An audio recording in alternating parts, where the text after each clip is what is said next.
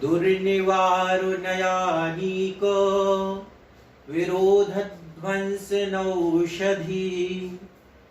स्यात्कार जीविता जीयात् जैनी सिद्धांत पद्धति। पंच परमेष्टि भगवान की जय। आचार्य कुंद कुंद तत्व ज्ञान शिविर का आज तीसरा सत्र है। तीसरे सत्र का हम प्रारंभ करें उससे पूर्व मैं आपसे एक बात कहना चाहूंगा।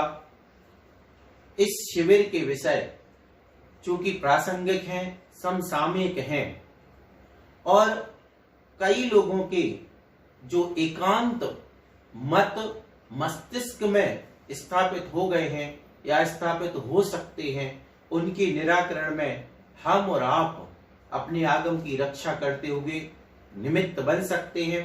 तो यदि आपको लगता है कि ये विषय उचित है, आप संतुष्ट हैं, तो आप इसको आगे भी बढ़ा सकते हैं। इसीलिए मैंने जूम ऐप पर इस शिविर को ना रख करके यूट्यूब के माध्यम से रखा है, ताकि यह एक तो हमेशा के लिए सुरक्षित रहे, दूसरी चीज हम इसको शेयर कर सकें।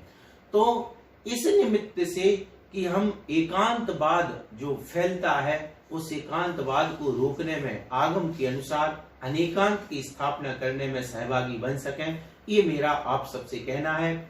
आज का हमारा जो तृतीय सत्र का विषय है वह है सम्यक दृष्टि और सम्यक दृष्टि के भोग। इस विषय पर चर्चा हम प्रारंभ करें तो सबसे पहले एक उदाहरण आपके समक्ष प्रस्तुत करता हूं और उसी से हम विषय को जोड़ते हुए आगे बढ़ेंगे। हमारी विद्वत परिषद के पूर्व अध्यक्ष डॉक्टर जय कुमार जी मुजफ्फरनगर एक उदाहरण दिया करते हैं। वह उदाहरण कभी पत्रिकाओं में छपा हुआ भी था। ये मात्र काल्पनिक उदाहरण नहीं है, एक सच्ची घटना है। अमेरिका के हेनरी फोर्ड यात्रा कर रहे थे और ट्रेन का जो ग्रिड होता है वह फेल हो जाता है, ट्रेन बीच जंगल में रुक जाती है। उसी समय चेकिंग होती है, सबकी टिकट देखे जाते हैं, सब लोग अपना अपना टिकट दिखाते हैं, लेकिन हेनरी फोर्ड टिकट नहीं दिखाते। ये घटना 1961-62 की है। वो टिकट नहीं दिखाते हैं और उनको रात भर के लिए जेल में बंद कर दिया जाता है। सुबह होती है, मजिस्ट्रेट के सामने पेश किया जाता है। मजिस्ट्रेट पूछता है कि टिकट ली थी आपने या नहीं। उन्होंने तुरंत जेब से टिकट निकाली और टिकट दिखा दी। मजिस्ट्रेट आश्चर्य में आ जाता है कि ऐसा क्यों, जब आपके पास टिकट थी तो आपने रात में जब चेकिंग हुई तब टिकट क्यों नहीं दिखाई। उस समय हेनरी फोर्ड क्या जवाब देते हैं कि टिकट तो थी, लेकिन जहां ट्रेन रुकी हुई थी वो जंगली इलाका था और मेरे पास जेब में ही जहां टिकट थी वहीं पर 3 रत्न रखे हुए थे। हो सकता था मैं टिकट निकालता और वो रत्न दिख जाते, कोई चोर डाकू झपट पड़ता तो प्राण संकट में आ जाते। अब इस उदाहरण से क्या निष्कर्ष निकलेगा? कई विषयों में, पुण्य पाप का जब हमारा विषय आएगा तब भी निकलेगा, उपयोग में भी निकलेगा, आज सम्यक दर्शन में भी निकलेगा। इस दृष्टांत को याद रखें। चलते हैं विषय की ओर। विषय यहां से शुरू करते हैं कि ये तो सामान्य सी बात है कि जिसके सम्यक दर्शन है वो सम्यक दृष्टि है। जीवादि सब तत्वों का श्रद्धान करना सम्यक दर्शन है और जो करता है वह सम्यक दृष्टि है। लेकिन जब आचार्य कुंद कुंद भगवान के साहित्य और साहित्य में भी समयसार जैसे ग्रंथ के परिप्रेक्ष्य में हम पहुंचते हैं तो वहां पे कहा जाता है रथिदु आसव बंधो सम्मादिथिस्स। ये समयसार की 166वीं नंबर गाथा का चरण है। यानी सम्यक दृष्टि के आश्रव बंध नहीं होता है।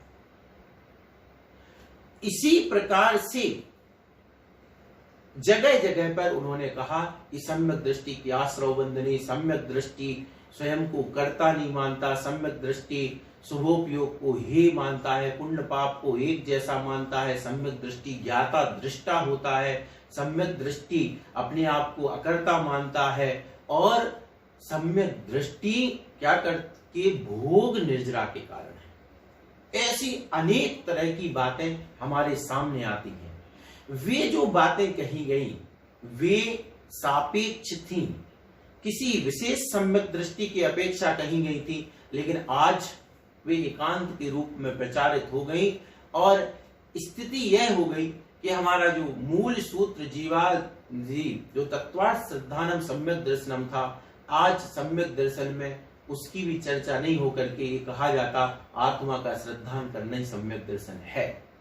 इसको इस तरीके से अब यहाँ पर और सम्यक दृष्टि कौन है? जो स्वयं को अकर्ता मानता हो, पुण्य पाप को हे मानता हो, पंच परमेष्टि को पर द्रव्य मानता हो, और इस तरीके की जो बातें हैं ये बातें कितनी सत्य हैं। और सम्यक दृष्टि के आश्रव बंध जो नहीं होता है, जो निर्जरा होती है या नहीं होती है, वह समय सार जी के परिप्रेक्ष्य में वास्तविकता क्या है वो आज अपन देखने जा रहे हैं। सबसे पहले जो ये बात कही गई 166 नंबर में कि सम्यक दृष्टि के आश्रव बंध नहीं होता है, और यही कहा जाता है मात्र जिंदगी भर जब सम्यक दृष्टि सम्यक दर्शन की बात होती है तो यही तो कहा जाता है कि आप सम्यक दृष्टि हो गए बस भगवान बन गए, इससे आगे कुछ नहीं है, बस सम्यक दर्शन हो जाना चाहिए, सम्यक दृष्टि बन गए। और इस प्रत्यक्ष है, इसको प्रत्यक्ष प्रमाण की जरूरत नहीं है, 50 साल से ये प्रत्यक्ष है कि बस सम्यक दर्शन में संतुष्टि है। आचार्य कुंद भगवान ने क्या कहा कि सम्यक दर्शन कैसे होता है, मिथ्यात्व कैसे होता है? तो पहली बात ये तो निश्चित है कि जब मिथ्यात्व का अभाव होगा तब सम्यक दर्शन होगा। अब मिथ्यात्व में देखते हैं अपन कि सम्यक दृष्टि जो होगा, समय सार का सम्यक दृष्टि, उसकी क्या क्या नहीं होता है। एक बात और कही जाती, सम्यक दृष्टि के राग द्वेष मोह नहीं होते हैं।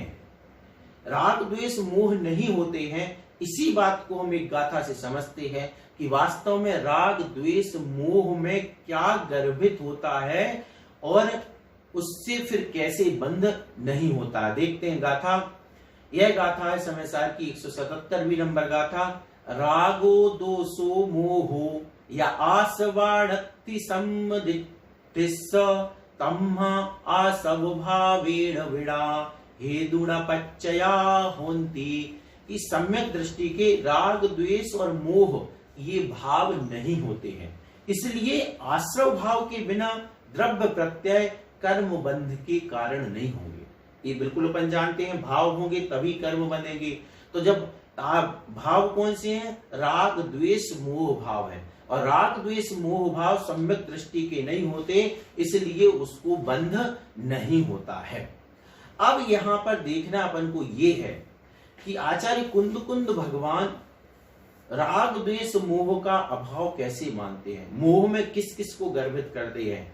तो समय सार जी की ही गाथा है 89 नंबर 89 नंबर की गाथा, वहां से ये स्पष्ट होगा कि कैसा व्यक्ति है, वह कौन सा आत्मा है जो राग द्वेष मोह से रहित होता है।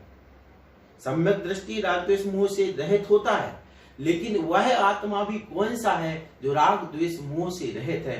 देखें पहले ये गाथा है 89 नंबर की।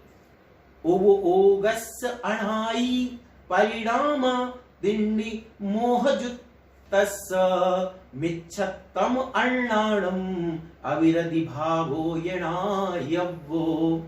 अर्थात मोह से युक्त उपयोग के 3 परिणाम अनादिकालीन हैं। वे मिथ्यात्व, अज्ञान और अविरति भाव जानना चाहिए। मोह सम्यक दृष्टि के मोह नहीं होता है, लेकिन मोह में क्या क्या है? मोह के 3 परिणाम है, मिथ्यात्व, अज्ञान और अविरति। मिथ्यात्व की तो बात होती है, लेकिन जिस सम्यक दृष्टि को आचार्य महाराज लक्ष्य कर रहे हैं वह सम्यक दृष्टि कैसा है? मिथ्यात्व, अज्ञान और अविरति से रहित है। जिसके मिथ्यात्व, अज्ञान और अविरति नहीं होगा वह सम्यक दृष्टि है। अब बताओ कि यहां पर क्या चौथे गुण स्थान वाला सम्यक दृष्टि ग्रहण कर लिया जाए? ध्यान रखना, मोह में यहां पर अविरति भी रखा हुआ है। जब अविरति नहीं होगी, व्रत हो जाएंगे, वो सम्यक दृष्टि होगा। और जो मोह वाला, जो मिथ्या दृष्टि है, वह अविरत सहित है। और जो सम्यक दृष्टि है, मिथ्यात्व से भी रहित है, अज्ञान से भी रहित है और अविरति से भी रहित है, यानी वह व्रत वाला है। ऐसा सम्यक दृष्टि जो है, उसके रत्थी आसव बंधो, ये हमें समझना है। मात्र इतना कह देना सम्यक दृष्टि के आश्रव बंध नहीं, आश्रव बंध नहीं, और फिर अपने आप पे घटा लेना, ये कहां की समझदारी है। ये तो मुझे लगता है आचार्य कुंद कुंद और उनके इतने पवित्र साहित्य के साथ न्याय नहीं है। हमें न्याय करना है उन्हीं की गाथाओं में है। और वे कहते हैं कि हम जिस सम्यक दृष्टि को आश्रव बंध से रहित मान रहे हैं, वह सम्यक दृष्टि मोह से रहित है। और मोह में 3 भाव छिपे हुए हैं, मिथ्यात्व, अज्ञान और अविरति। जब मिथ्यात्व, अज्ञान और अविरति हट जाएगी, तब जाकर के उसके सम्यक दर्शन होगा। और अविरति से यहां पर स्वरूपाचरण चारित्र निकालने की कोशिश बिल्कुल नहीं की जानी चाहिए।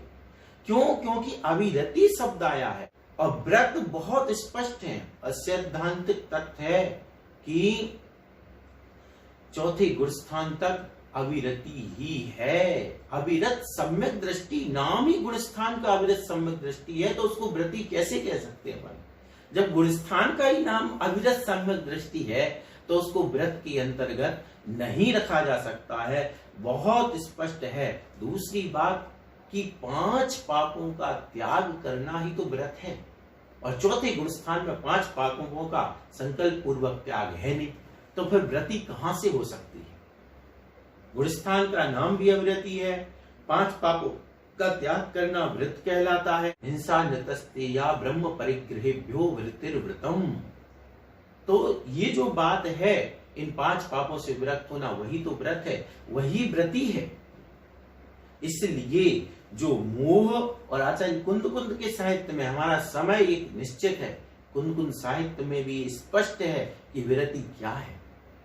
और वह विरति, यह जो अणुव्रत और महाव्रत रूप है, उसी विरति को ग्रहण किया जाएगा। इसलिए यहाँ जो सम्यक दृष्टि ग्रहण किया गया है आचार्य कुंद कुंद द्वारा, उसे निश्चित रूप से मुनि ही समझना, जिसके आश्रय और बंध नहीं होता है।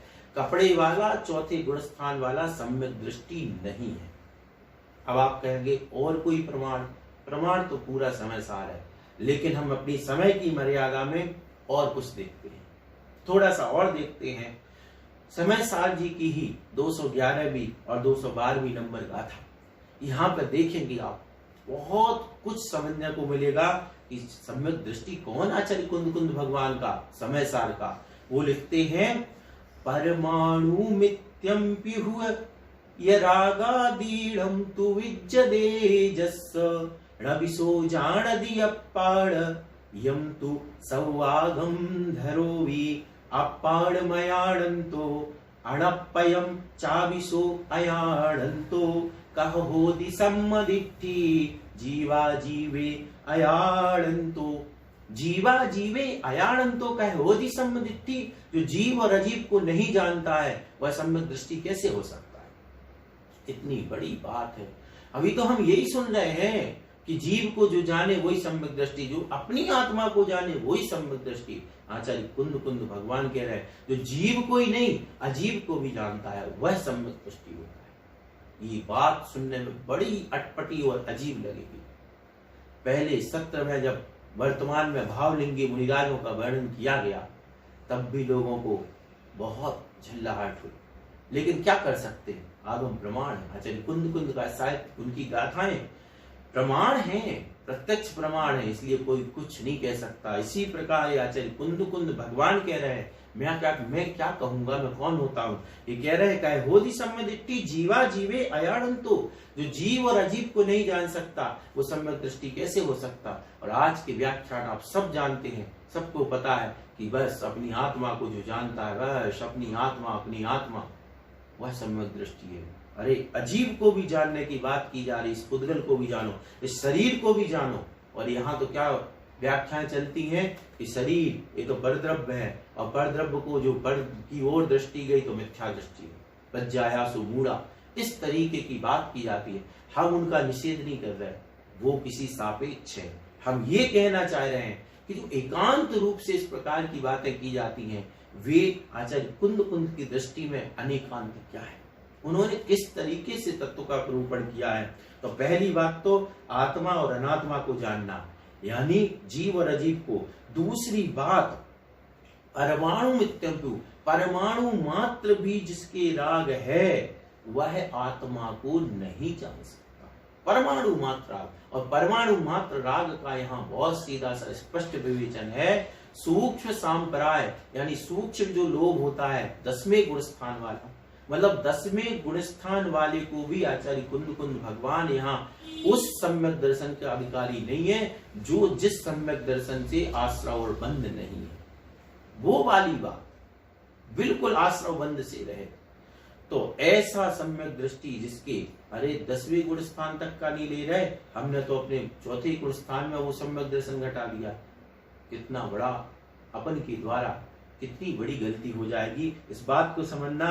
तो जो इसके परमाणु मात्र राग है वह किसको नहीं जान सकता है, परमाणु मात्र राग है वह आत्मा को नहीं जान सकता, और जो आत्मा को नहीं जान सकता वो अन्य को भी नहीं जान सकता, और जो आत्मा और अन्य को जीव और अजीव को नहीं जान सकता वह सम्यक दृष्टि कैसे हो सकता है। ये आचार्य कुंद भगवान के वचन है, इनको विचार करना चाहिए। क्यों? क्योंकि चौथे गुण स्थान वाला भी सम्यक दृष्टि है, छठे वाला भी, 8वें वाला भी, 11वें वाला भी, कुछ तो अंतर होगा। तो इसलिए अब हम कहें कि हमें भी राग नहीं है, कहने से काम नहीं चलेगा। ये कपड़ा जब शरीर पर पहना जाता है तो बिना राग के नहीं पहना जाता, भोजन जब किया जाता है तो बिना राग की नहीं होता है, अपने आप नहीं होता है। अपने आप होगा तो सिद्ध भगवान को भी हो जाएगा, इसलिए ये राग के प्रतीक है। और कुंद भगवान कहते हैं तुम तो कपड़े की इतने बड़ी बात कर रहे हो, यहाँ तो परमाणु मात्र भी राग है तो भी वह सम्यक दृष्टि नहीं है। इसलिए निर्णय कर लेना चाहिए कि समय साल की जिस सम्यक दृष्टि को आश्रवण से रहित बताया जा रहा है, जिसे पुण्य को और पाप को एक समान दिखाया जा रहा है, जिसे ज्ञाता दृष्टा बताया जा रहा है, वो कौन सा सम्यक दृष्टि है? ऐसा सम्यक दृष्टि है जिसके परमाणु मात्र भी राग नहीं होता है। इस प्रकार का सम्यक दृष्टि होता है। और देखते हैं एक गाथा और है समय सार जी की 244वीं नंबर की गाथा, उसमें देखिए किस प्रकार से सम्यक दृष्टि कैसा होता है। यहाँ कहते हैं आचार्य कुंद भगवान, जो चत्तारि विपाये छिंदंदी ते कम्म मोह बाध करे, सोडिस संकोचेदा सम्मादिठ्ठी मुने नव्वो। ये मुनि सम्यक दृष्टि है। कौन? जो कोई कर्म बंध का करने वाला, मोह भाव व बाधा को उत्पन्न करने वाले, मतलब मोह को करने वाले कौन कौन? देखो वही बात जो पहले आई थी, इसमें मिथ्या, अविरति, कसाय और योग रूप इन 4 पायों को उखाड़ फेंकता है, वह आत्मा सम्यक दृष्टि है। अब हम कैसे सम्यक दृष्टि हो जाएंगे? हमने अविरति को कहाँ उखाड़ा, आप बताइए। अविरति क्या है? 5 पापों की प्रवृत्ति को अविरति कहते हैं, बहुत सीधी सी परिभाषा है। और 5 पापों के त्याग को, संकल्प पूर्वक त्याग को विरति कहते हैं। अब बताओ चौथे गुण स्थान वाले ने विरति कहाँ आई विरति, और कब अविरति का त्याग किया? नहीं किया तो फिर ये समय सार का सम्यक दृष्टि नहीं हो सकता है। और जो समय सार जी का सम्यक दृष्टि नहीं है वो फिर समय सार जी की बातों को अपने ऊपर लागू नहीं कर सकता है।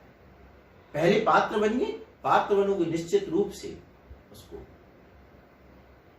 फिर अपने ऊपर घट जाएगी, कोई दिक्कत नहीं है। यदि हम ऐसे सम्यक दृष्टि बन जाए जहां मिथ्यात्व नहीं हो, अविरति नहीं हो, कसाई नहीं हो, ऐसे सम्यक दृष्टि बन जाए तो कोई दिक्कत नहीं है। फिर हमारे लिए पुण्य पाप है, फिर एक जैसा है, फिर हमारे लिए ज्ञाता दृष्टा है, फिर आश्रव बंध का अभाव हो जाएगा। लेकिन अविरति तो रखी है, अकेले मिथ्यात्व जाने से आचार्य कुंद भगवान उसे सम्यक दृष्टि स्वीकार ही नहीं कर रहे हैं। और हमने पता नहीं कौन सा चश्मा लगा करके कौन सी गाथाओं से कहां से निकाला, मैं नहीं समझ पा रहा हूं। कोई बताए, कोई ये बता दे कि कौन सी गाथा से ये निकलता है जहां पे कि चौथे गुण स्थान में ऐसा सम्यक दृष्टि सिद्ध हो जाए, नत्थी रु आसो बंधु, पुण्य पाप एक समान वाला सम्यक दृष्टि कहीं बता दो। और इस बारे में पुण्य पाप को संबंध में अगला अपना सत्र होगा, उसमें चर्चा करेंगे। तो इस प्रकार से अविरति और अविरति को बंध तत्व में ग्रहण किया गया। अरे मिथ्यात्व के लिए तो इतना जोर दिया जाता है कि मिथ्यात्व बंध बंध का कारण है, बंध का कारण है। अविरति भी तो मिथ्या दर्शना विरति प्रमाद कसा योगा बंध हेतवा, ये यही गाथा में आचार्य कुंतुन भगवान ने भी लिखा है। तो जब अविरति भी तो बंध का कारण है, जब बंध का कारण है और बंध का प्रत्यय बैठा हुआ है चौथे गुण स्थान में, अविरति बैठी हुई है, तो निर्बंध कैसे हो सकता है? कैसे हो सकता है? हर समय 24 घंटे क्षण क्षण अविरति वाला है वह, और जब अविरति है तो सदा बंद है, उसके लिए हमेशा बंद है। फिर कहां बसती है निर्जरा, कहां बंध का अभाव होता है? इस बात को बहुत अच्छी तरीके से। और दूसरी बात, अपन इसमें बातें बहुत सारी हैं, लेकिन कितनी बात की जाए, एक जरूर इतना ध्यान रखना कि वहां पर जो ये बात की जाती है कि शुभ योग था छठे उसमें अध्याय में तत्वासुत, उसको कह दिया जाता है कि देखो उसको शुभोपयोग को किस में रखा है? आश्रव तत्व में गर्भित कर लिया है, आश्रव बंध में डाल दिया।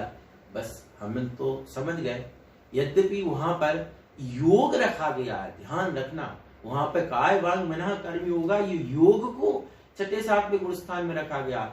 फिर भी हम तो कहते चलो ठीक है, आपकी बात मान ली, मान के चलो शुभ उपयोग भी उसमें चला गया आश्रव बंध में, लेकिन जरा ये भी तो बता दो कि अविरति को तो सीधे उसमें रखा है बंध तत्व में, वो तो आश्रव ही में आप कह रहे हो। हम तो ये कह रहे मिथ्या दर्शना विरति प्रमाद, मिथ्या और अविरति को तो सीधा सीधा बंध में रखा है। तो आपन जब आपको बंध ही है तो फिर बंध क्यों नहीं छोड़ते, फिर अविरति क्यों नहीं छोड़ी जा रही? इसका मतलब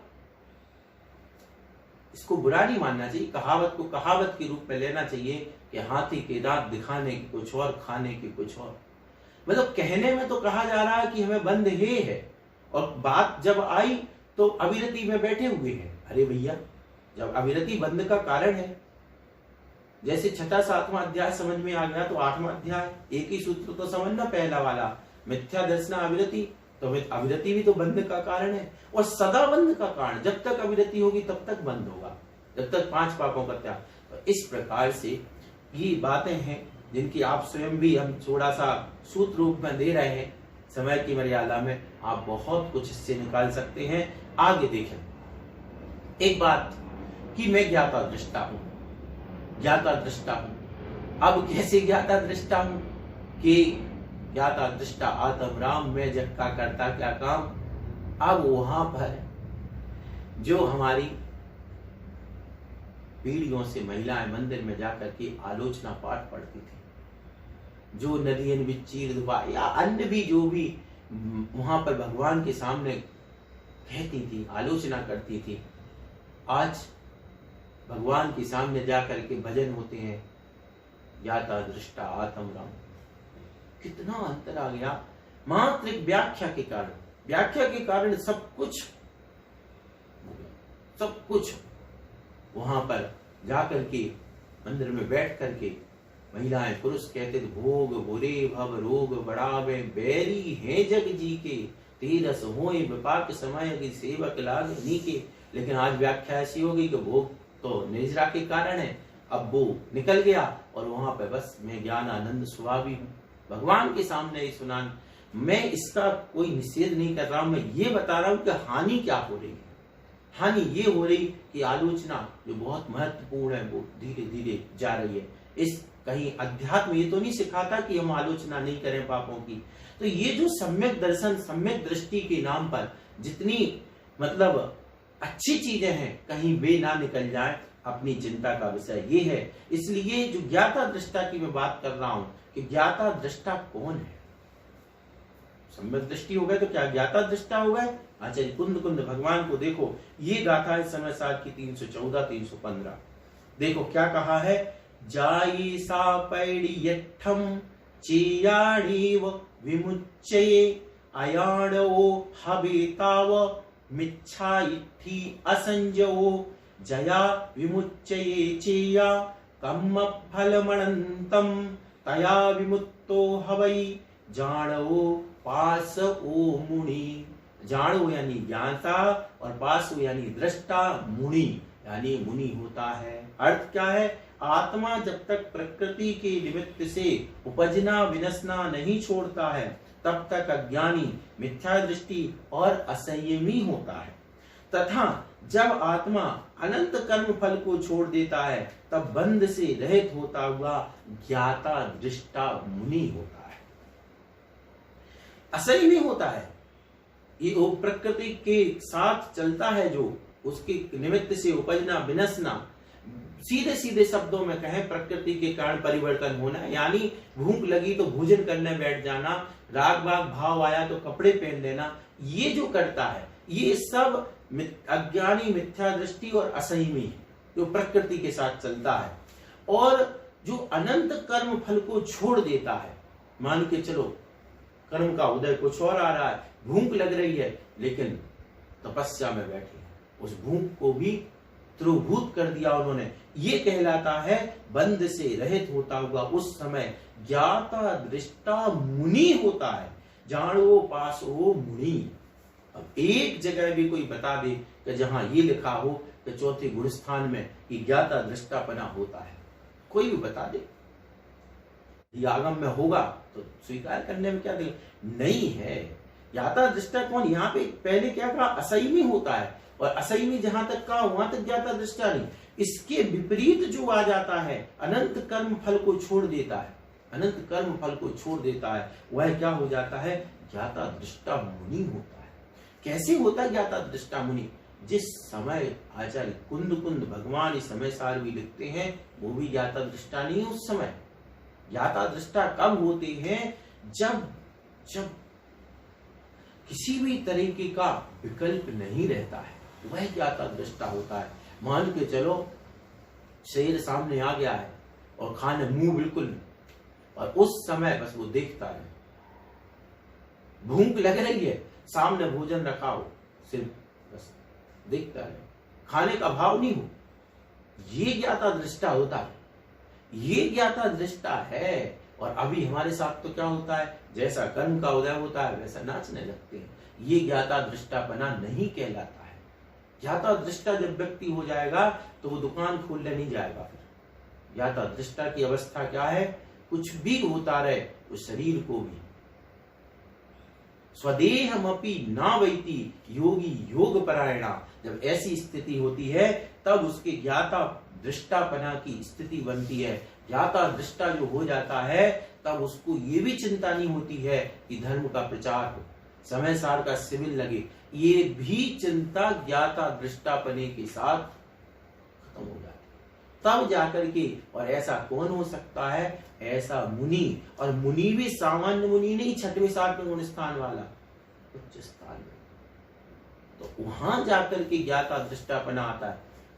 शक्ति रूप में तो सभ्य शुद्धा शुद्धया, ये सब में दृष्टि जानता है, लेकिन एक ये कह देना बस मैं ज्ञाता दृष्टा हूं, मैं ज्ञाता दृष्टा हूं, त्रैकालिक शुद्ध हूं, त्रैकालिक शुद्ध हूं, ये भी बीच में एक बात ध्यान आ गई तो बता दूं, त्रैकालिक शुद्ध आचार्य कुंद भगवान ने लिखा, क्या लिखा? उन्होंने लोहे के गोले का उदाहरण दिया कि जब लोहे का गोला आग में जाता है तो वह आगमय हो जाता है, आगमय हो जाता है। उसी प्रकार से आत्मा जो भाव करता है, मिथ्यात्व करता है तो मिथ्यात्वमय हो जाता है, अज्ञान करता है अज्ञानमय हो जाता है, अविरति करता अविरतिमय, यह आत्मा उस रूप परिणमन करता है। ऐसा उन्होंने वहां पर कहा है, और हम कह रहे त्रैकालिक शुद्ध है, और आचार्य कुंद भगवान ये बात करते हैं। तो इन नयों की व्यवस्था को समझना है। तो परेशानी कहाँ है? परेशानी यहाँ है जब मात्र शुद्धता की बात की जाती है, और वह शुद्धता की बात कितनी खतरनाक हो सकती है ये अंत में मैं बताऊंगा आपको। तो अभी देखते हैं अपन एक और विषय, सम्यक दृष्टि की ज्ञान चेतना होती है। ये बिल्कुल सरासर झूठ है, सरासर झूठ है। सम्यक चौथे गुण स्थान वाले सम्यक दृष्टि के ज्ञान चेतना कोई प्रमाण नहीं, आचार्य कुंद भगवान ने क्या लिखा, देखिए पंचास्त्र की गाथा 39 नंबर, बड़ी स्पष्ट गाथा है सव्वे खलु कम्म फलम थावर काया तसाहि कज्जुदम पाणित्तमधिकंता प्राणम विन्दन्ति ते जीवा। इसका अर्थ है सभी स्थावर काय जीव यानी एक इंद्रिय वास्तव में कर्म फल को वेदते हैं। सर्वत्रस्त जीव वास्तव में कर्म चेतना सहित कर्म फल को वेदते हैं, और जिन्होंने प्राणित्व का अतिक्रमण कर दिया है वे जीव ज्ञान को वेदते हैं। तीन चेतना, कर्म फल चेतना, कर्म चेतना और ज्ञान चेतना। उनको भगवान क्या कह रहे हैं, जो कर्म फल चेतना है वो एक इंद्रिय जीव मात्र कर्म फल चेतना में लगा रहता है, जैसा कर्म का उदय आया वैसा। फिर उसके बाद त्रस्त जीव कर्म चेतना टिकना सहित कर्म फल को वेदते हैं, और जिन्होंने प्राणों का यानी जिनके प्राण नहीं रहे, प्राण का मतलब कि जो इंद्रिय आदि प्राणों से जीता है, ये जो 4 प्राण अथवा 10 प्राण होते हैं, इन प्राणों से रहित जो सिद्ध भगवान है वे ज्ञान चेतना के धनी। इतनी स्पष्ट मूल गाथा है, कहां से आ गया चौथा गुण स्थान ज्ञान चेतना के लिए।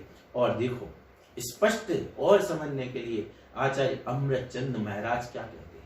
आचार्य अमृतचंद महाराज के अनुसार ज्ञान चेतना किसकी है, इसी गाथा की व्याख्या में, इसकी 38वीं नंबर गाथा की व्याख्या में क्या कहा उन्होंने, केवल ज्ञानिनो ज्ञानम चेतयन्ते, अर्थात केवल ज्ञानी ज्ञान चेतना का अनुभव करते हैं। जिनके केवल ज्ञान हो गया है उनकी ज्ञान चेतना होती है। ये आचार्य अमृतचंद महाराज के वचन है। दूसरे टीकाकार हैं आचार्य जयसेन महाराज, आचार्य कुंद के, वे क्या कहते हैं,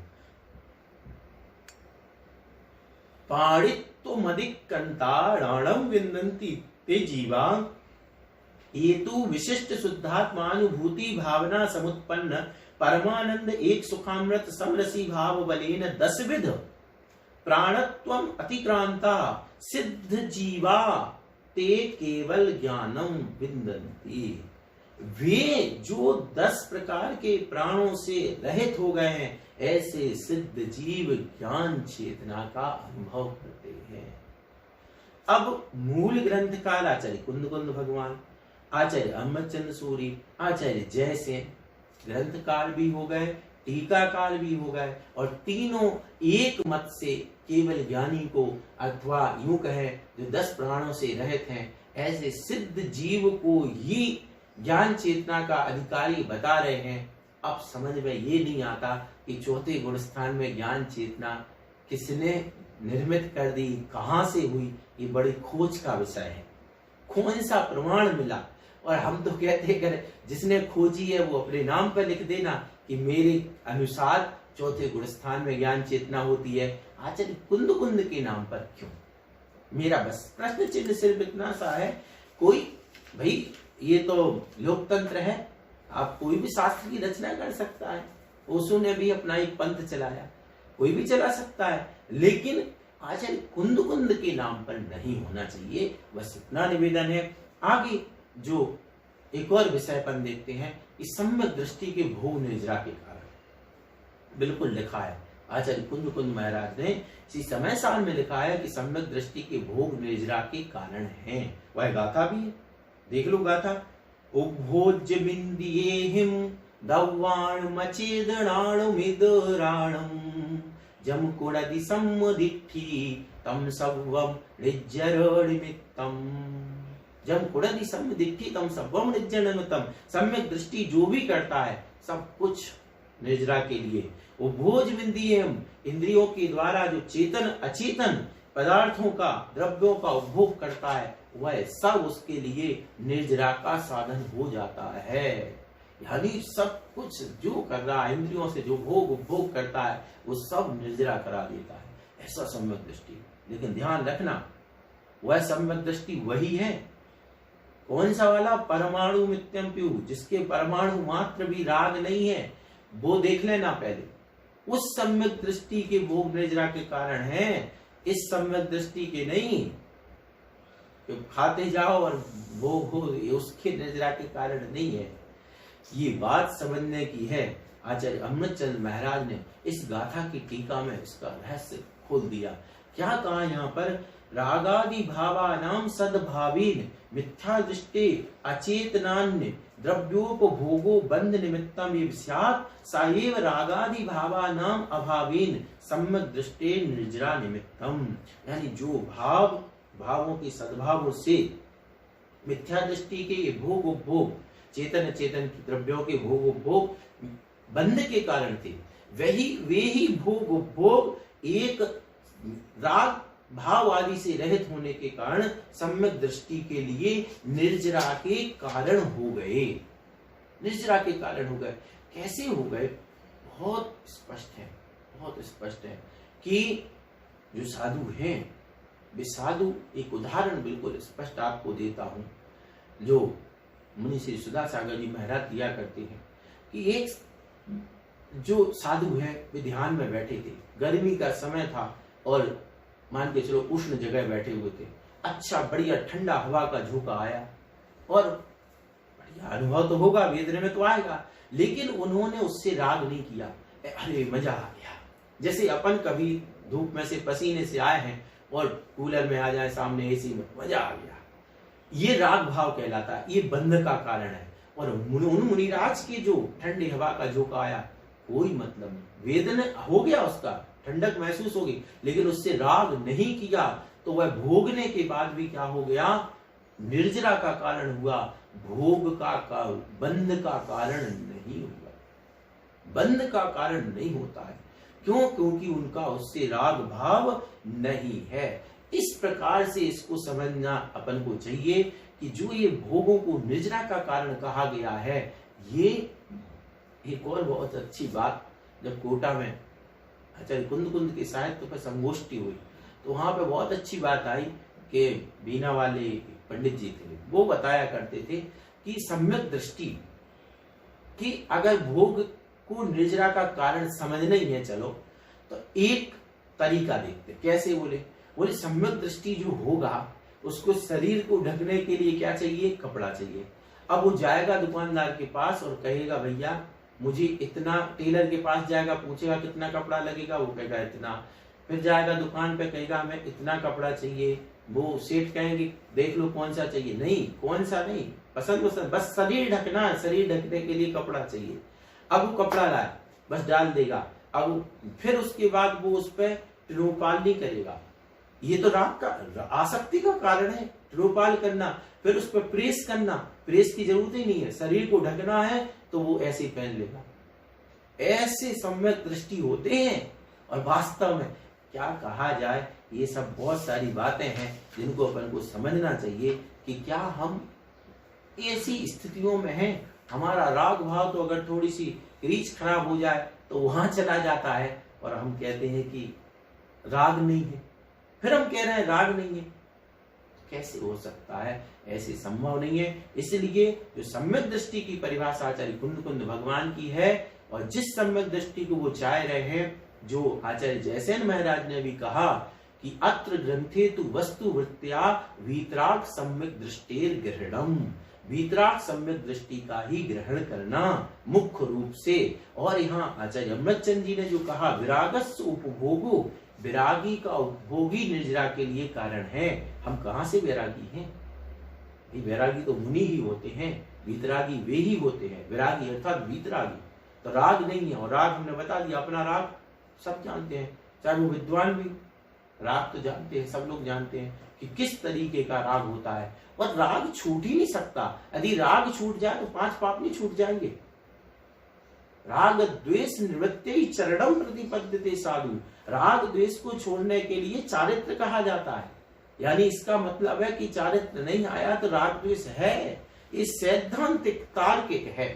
राग द्वेष की निवृत्ति के लिए चारित्र धारण किया जाता है। इसका मतलब है कि चारित्र नहीं है तो राग द्वेष बसा हुआ है, बना हुआ है। भोग है वे तो बंध के ही कारण है, लेकिन जो सम्यक दृष्टि के बंध नहीं हो रहा वह उसका जो वीतरागता है, उस वीतरागता के कारण वे बंध के कारण नहीं हुआ करते, बल्कि निर्जरा के कारण बन जाते हैं। गाथा का जो पद्यानुवाद है वो बड़ा मार्मिक है, आचार्य विद्यासागर जी महाराज ने किया। उस पद्यानुवाद में बिल्कुल हस्तामलक स्पष्ट हो जाता है।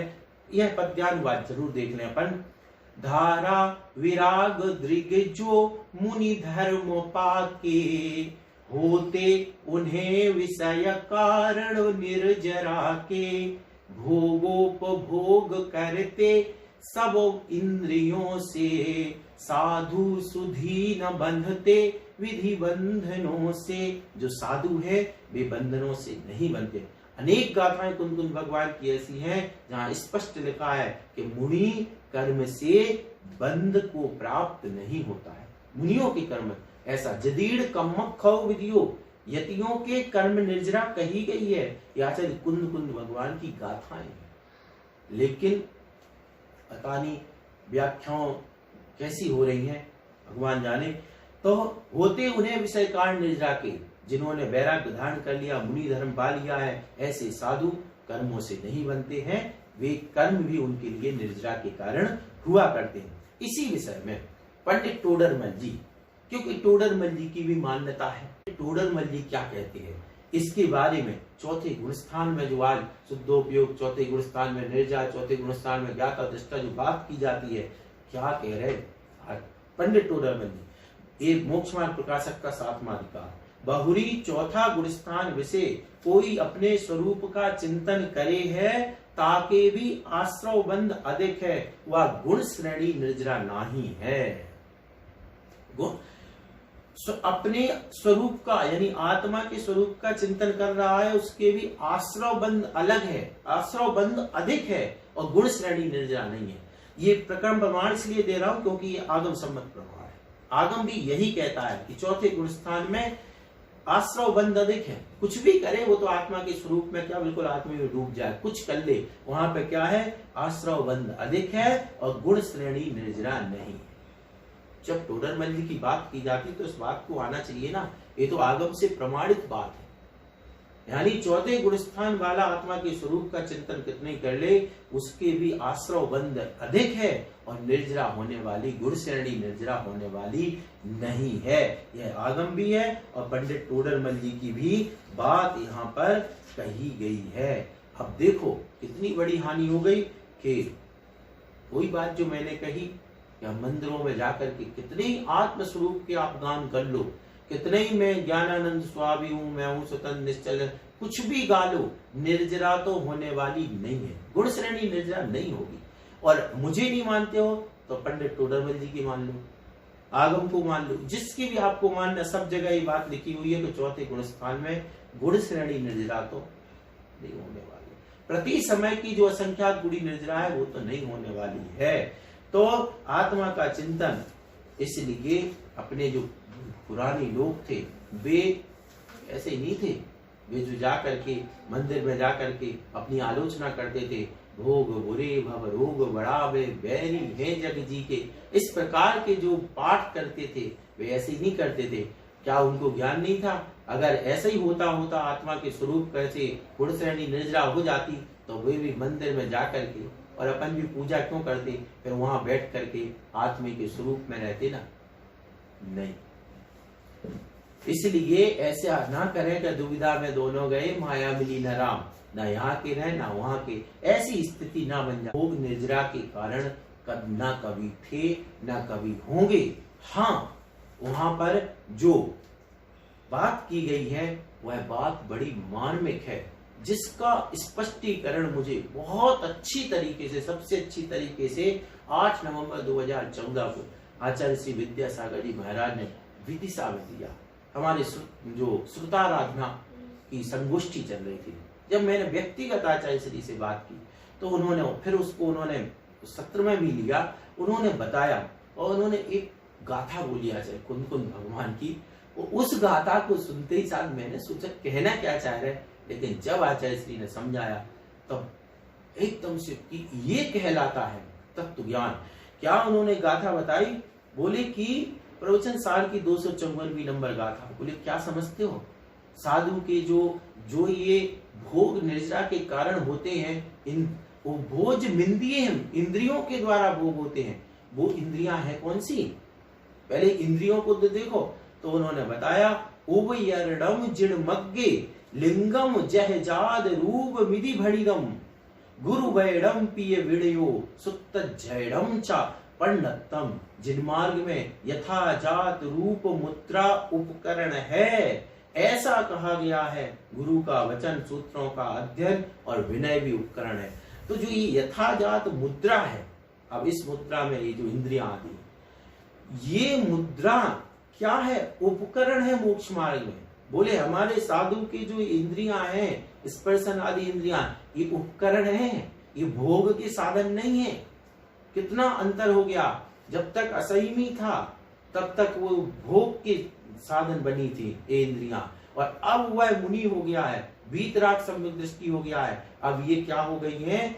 ये उसके जो ये यथाजात जहजात रूप में दी, यथाजात जो ये रूप है, ये उपकरण बन गया है। उपकरोति इति उपकरणम, जो उपकार करता है, उपकारक होता है। तो ये जो इंद्रियां हैं ये उपकरण है बोले, और उपकरण है तो उपकरण क्या करेगी? उपकरण तो उपकार ही करेगी, और उपकार निजरा से होना है। उन्होंने बताया कि कोई साधु उपवन में बैठे हैं, और उपवन में वहां पर आश्रम में, नसिया में, और कहीं फूलों की सुगंध आ रही है, तो क्या साधु की सुगंध, दुर्गंध नाक बंद कर लेंगे क्या? नहीं, सुगंध आएगी। लेकिन सुगंध में जो राग भाव नहीं है, उसके कारण वह सुगंध का अनुभव करने के बाद भी वह क्या हो गया? उनके लिए निर्जरा का कारण हो गया। इस प्रकार से बहुत सारी बातें हैं जिनसे अपन समझ सकते हैं। कहने का मतलब यही है कि चौथे गुण स्थान में हर चीज घटाने की जरूरत नहीं है, और चौथे गुण स्थान में ये सब बातें, निराश्रवपना, ज्ञाता दृष्टापना, ये सब घटता भी नहीं है ना। आचार्य कुंद भगवान का ऐसा मत है। तभी तो आचार्य कुंद भगवान ने इतने शुद्ध तत्व का वर्णन किया। एक अकर्तापने की बात भी आती है। बस आपने सुना होगा कि वह मैं अकर्ता हूँ, मैं कुछ नहीं करता, मैं जग का होता, स्वयं जगत परिणाम, मैं जग का करता क्या काम। ये एक पक्ष है, इसका नकारा नहीं जा रहा, लेकिन इसी पक्ष को रखा जाना ये एकांत बात है। मैं अकर्ता ही हूँ, अकर्ता ही हूँ, मैं अकर्ता ही हूँ, करता नहीं हूँ। आचार्य कुंद भगवान ने इसी बात को लेकर के समय सार जी की 121 और 122वीं नंबर गाथा में उन्होंने बहुत शुद्ध तत्व का वर्णन किया, अकर्तापना दिखाया। लेकिन वे भी 121वीं नंबर गाथा पे आए तो उन्हें भी एकदम से ऐसी अनुभूति हो गई कि ये कहीं एकांत मिथ्यात्व नहीं हो जाए, लोग अकर्ता मान करके कहीं सांख्य मत में प्रवेश नहीं कर जाए। तो उन्होंने 2 गाथाएं लिखी, देख 2 नहीं और भी हैं गाथाएं, तो लेकिन मैं यहाँ पर सिर्फ 2 गाथाएं ले रहा हूँ। इसी प्रकार की सांख्यमती हो जाओगे अगर ऐसी आत्मा की शुद्ध करोगे ना, और अकर्ता करोगे। तो मैं नहीं कह रहा हूँ, आचार्य कुंद भगवान कह रहे हैं, यदि ऐसे ही करोगे कि मैं शुद्ध ही हूँ, सिद्ध हूँ, त्रैकालिक शुद्ध हूँ और अकर्ता हूँ, तो फिर वह सम्यक दृष्टि नहीं बनेगा, सांख्य मतावलंबी मिथ्या दृष्टि हो जाएगा। क्या कहा उन्होंने? न संयम बद्धो कम्मे न संयम परिणमदिको हादिहिम जयेस तुझ जीवो अपरिणामी तदा होदी अपरिणमंतम मे स्वयं जीवो को हारियेहिम भावेहिम संसारस्य अभावो पसज्जते शंख समो वा।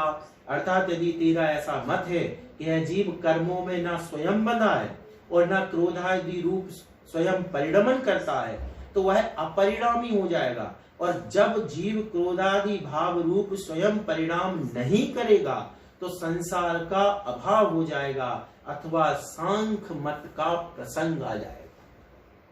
क्रोध मेरे नहीं है, मैं जग का करता क्या काम, मैं क्रोध नहीं करता हूं, ये करने वाला नहीं।